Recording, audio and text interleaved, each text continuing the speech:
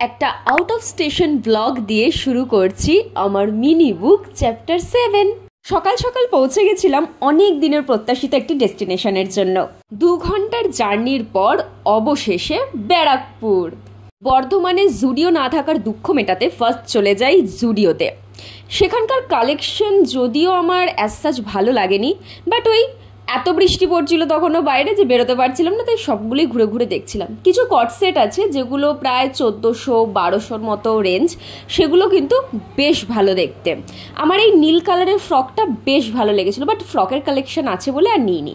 জুডিও মানেই try me. সেখান থেকেই মাস্কারাটা নিয়ে দেখছিলাম ওদের মাস্কারার রেঞ্জটা কীরকম রেখেছে। মোটামুটি ঠিকঠাকই লেগেছে। ব্যারাকপুর গেছি আর দাদা বৌদি যাব না তা কখনো হয়?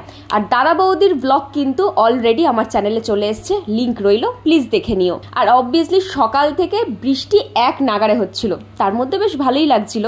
দাদা বৌদিরই একজন স্টাফ ছিলেন, তিনি আমাদেরকে সাজেস্ট করেছিলেন যে নৈহাটি হয়ে না গিয়ে শেওড়াফুলি থেকে যেন ফেরিঘাট ক্রস করে যায়। ব্যারাকপুর থেকে শেওড়াফুলি ফেরিঘাট অটোতে 15 টাকা এবং ফেরি পার করতে নেবে 7 টাকা। দেখুন কি সুন্দর লাগছে বৃষ্টিমুখর এই গঙ্গাটাকে দেখতে। তারপর শেওড়াফুলি থেকে মেন লাইনে ট্রেন ধরে বাড়ির পথে রওনা দিই। এত এক্সস্ট হয়ে গেছিলাম যে এসেই ফ্রেশ হয়ে শুয়ে পড়েছিলাম। এই সুন্দর কানেক্টটা নেওয়া জুডিও থেকে। টাটা।